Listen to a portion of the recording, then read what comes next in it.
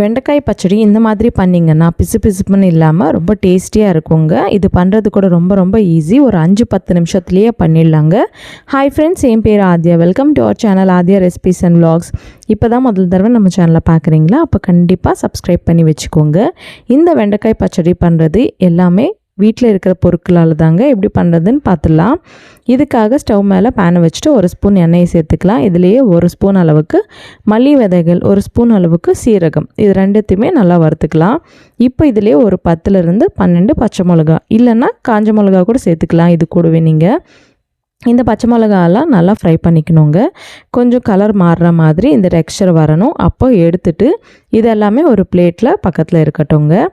இப்போ இந்த வெண்டைக்காய் பச்சடிக்காக ஒரு 1/4 கிலோ வரைக்கும் வெண்டைக்காய் எடுத்துட்டு நல்லா வாஷ் பண்ணிவிட்டு பெரிய சைஸாக கட் பண்ணி பக்கத்தில் இருக்கட்டும்ங்க. இப்போ ஸ்டவ் மேலே இன்னொரு ஸ்பூன் எண்ணெயை சேர்த்துக்கலாம். சேர்த்துட்டு கட் பண்ணி வச்சுட்டு இந்த வெண்டைக்காய் பீசஸை போட்டுக்கிட்டு மூடி எதுவுமே வைக்காமல் கொஞ்சம் மஞ்சள் தூளை சேர்த்துக்கிட்டு நல்லா ஃப்ரை பண்ணிக்கலாங்க. மூடி வச்சிங்கன்னா இந்த வெண்டைக்காயெல்லாம் பிசுப்புன்னு வந்துடும். நம்ம சாப்பிடும்போது அவ்வளோ நல்லா இருக்காது. இந்த மாதிரி கலர் மாறுற வரைக்கும் நல்லா மீடியம் ஃப்ளேம்லேயே மிக்ஸ் பண்ணிக்கினே ஃப்ரை பண்ணிக்கலாம். எண்ணெய் உங்களுக்கு பத்தலைன்னா இன்னொரு ஸ்பூன் எண்ணெயே சேர்த்துக்கலாங்க. இதெல்லாம் எடுத்துகிட்டு பக்கத்தில் இருக்கட்டும். இப்போ இதிலையே ஒரு 3 பெரிய தக்காளியை கட் பண்ணி போட்டுக்கலாங்க. நீங்கள் வெண்டைக்காய் எவ்வளோ எடுத்துக்கிட்டிங்களோ அதில் பாதி தக்காளி எடுத்துக்கினா கரெக்டாக இருக்கும். இப்போ இதிலேயே 1 ஸ்பூன் எண்ணெய், ஒரு நெல்லிக்காய் சைஸ் அளவுக்கு புளியை சேர்த்துக்கலாம். சேர்த்துட்டு நல்லா மூடியை வச்சுட்டு எல்லாம் மிக்ஸ் பண்ணிவிட்டு இந்த தக்காளி நல்லா வதங்கணுங்க. மீடியம் ஃப்ளேம்லேயே நல்லா வதங்கட்டும். இந்த மாதிரி கன்சிஸ்டன்சி வரணும். ரொம்ப ட்ரையாக இருக்க வேணாம், கொஞ்சம் ஈரத்தன்மை இருக்கணும். இப்போ இதெல்லாம் ஸ்டவ் ஆஃப் பண்ணிவிட்டு வறுத்த இந்த ஸ்பைசஸ் எல்லாமே நல்லா ஆறட்டும். நான் இங்கே மிக்சர் ஜாரில் பண்ணுறேங்க இந்த வெண்டைக்காய் பச்சடி. நீங்கள் வேணும்னா அம்மியில் கூட செய்யலாம். இப்போ இதுலேயே ஒரு 4 பல் பூண்டு, வறுத்த இந்த பச்சை மிளகா, மல்லி விதைகள் எல்லாமே மிக்சர் ஜாரில் போட்டுட்டு நல்லா கிரைண்ட் பண்ணிக்கலாம். இப்போ இந்த வறுத்த வெண்டைக்காய் பீசஸை கூட சேர்த்துக்கலாங்க. இந்த பச்சடிக்கு ஒரே வாட்டி மிக்ஸி அடிக்க வேணாங்க. இந்த மாதிரி தனித்தனியாக நம்ம கிரைண்ட் பண்ணிக்கணுன்னா டேஸ்ட் ரொம்ப நல்லாயிருக்கும். ஒரே வாட்டி நீங்கள் பண்ணிங்கன்னா பேஸ்ட் மாதிரி ஆகிடும்.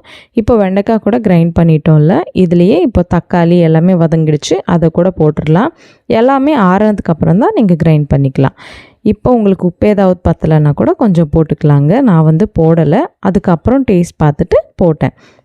இதெல்லாமே கொஞ்சம் கோர்ஸாக கிரைண்ட் பண்ணிக்கலாம். பார்த்தீங்களா, கன்சிஸ்டன்சி டெக்ஸ்சர் இந்த மாதிரி இருக்கணுங்க. அதுக்கு தான் தனித்தனியாக மிக்ஸி பிடிச்சிக்கணுங்க. இதை தாளிக்க கூட தேவையில்லை, ரொம்ப டேஸ்டியாக இருக்கும். அப்படியே சுட சுட சாதத்தில் கொஞ்சம் நெய்யை சேர்த்துக்கிட்டு இந்த வெண்டைக்காய் பச்சடியை சேர்த்துக்கிட்டு சாப்பிட்டு பாருங்கள். வேறு குழம்பு ஏதாவது ஆக்கினா கூட அதில் சாப்பிடவே மாட்டீங்க. எல்லாமே இந்த வெண்டைக்காய் பச்சடியை விட தான் சாப்பிடுவீங்க.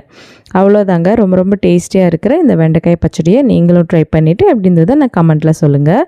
இந்த வீடியோ உங்களுக்கு பிடிச்சா கண்டிப்பாக லைக் பண்ணாமல் போகாதீங்க. லைக் பண்ணிவிட்டு உங்கள் ஃப்ரெண்ட்ஸ் அண்ட் ஃபேமிலி கூட ஷேர் பண்ணுங்கள்.